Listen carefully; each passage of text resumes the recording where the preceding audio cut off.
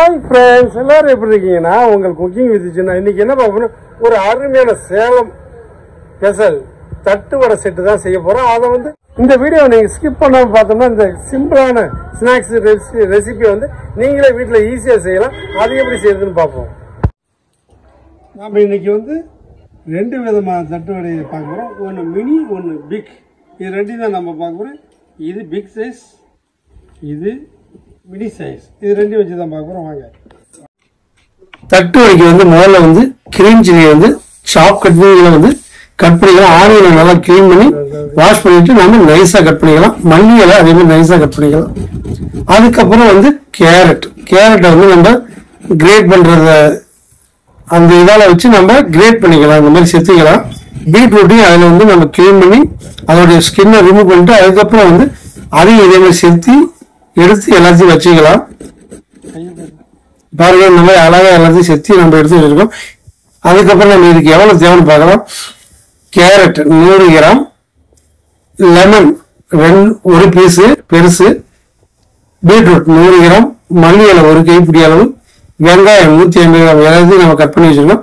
பூண்டு சட்னி வந்து அரைச்சி வச்சிருக்கோம். நம்ம இட்லிக்கு எப்படி செய்வோமோ அந்த மாதிரி. அதுக்கு தேவையான சால்ட்டு.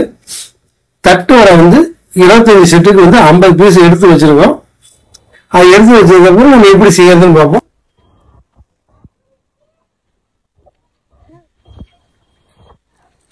பாருங்க, நம்ம தட்டுவடை எல்லாத்தையும் எடுத்துக்கலாம். அதாவது மீடியம் சைஸ் இருக்கு, லார்ஜ் சைஸ் இருக்கு. நம்ம மீடியம் சைஸ்ல நம்ம முதல்ல செஞ்சுக்கலாம். இந்த மாதிரி லைனா வச்சுட்டு அதுக்கப்புறம் வந்து நம்ம வச்சிருக்க பூண்டு சட்னி வந்து சேர்த்துக்கலாம். பூண்டு சட்னி வேற ஒன்றும் இட்லிக்கு அரைக்கிற மாதிரி தான் அரைக்கணும். அந்த மாதிரி அரைச்சிட்டு எல்லாத்தையும் அப்ளை பண்ணிக்கலாம் தட்டோட மேல. அதுக்கப்புறம் வந்து கேரட்டு அது மேல அப்படியே தூவி விட்டுக்கலாம். தூவி விட்டதுக்கு அப்புறம் ஆனியன் அதையும் தூவி விட்டுக்கலாம்.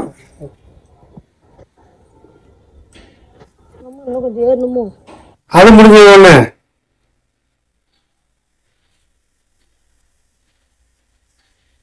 சால்ட் வந்து லைட்டா போட்டுக்கலாம்.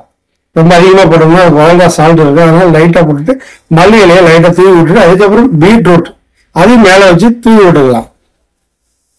பாருங்க, இந்த மாதிரி நம்ம எல்லாத்தையும் வந்து ரெடி பண்ணிக்கலாம். ரெடி பண்ணதுக்கு அப்புறம் லெமனை வந்து லைட்டா அப்படியே புளிஞ்சு விட்டுக்கணும். ஒரு 2 சொட்டு விட்டா போதும். அதிகமா சுட்டா ஓவரா புளிக்க. அதனால லைட்டா 2 சொட்டு விட்டுட்டு தட்டோட மேல லைட்டா சட்னியை வச்சு அப்படியே எல்லாத்தையும் போல் பண்ணி கேட்டுக்க. நம்ம பர்கர் செய்யற மாதிரி மேல ஒண்ணு கீழே வச்சு இதே மாதிரி செட் பண்ணிக்கலாம். ஓகே ஃப்ரெண்ட்ஸ், முடிஞ்சிருச்சு. இதான் தட்டு வடை இப்படிதான் செய்யறது. சேலத்துல வந்து இது நல்ல பேலன்ஸ்.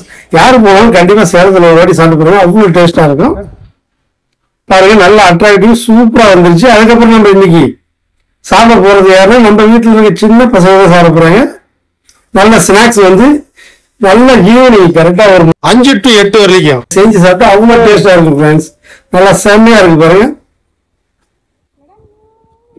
ஓகே ஃப்ரெண்ட்ஸ், இந்த வீடியோ கண்டிப்பா உங்களுக்கு பிடிச்சிருந்ததுன்னா ஒரு லைக் பண்ணுங்க, கமெண்ட் பண்ணுங்க, சப்ஸ்கிரைப் பண்ணுங்க. மறக்காம அந்த பெல் பட்டனை தட்டி விடுங்க. அப்பதான் நான் போற வீடியோ வரும், உங்க நோட்டிபிகேஷன் வரும். அதுக்கப்புறம் நம்ம வீட்டுல பாத்தீங்கன்னா பெரிய ஆட்கள் 2 பேர் அவங்க தான் நீங்க சுவைக்க போறாங்க.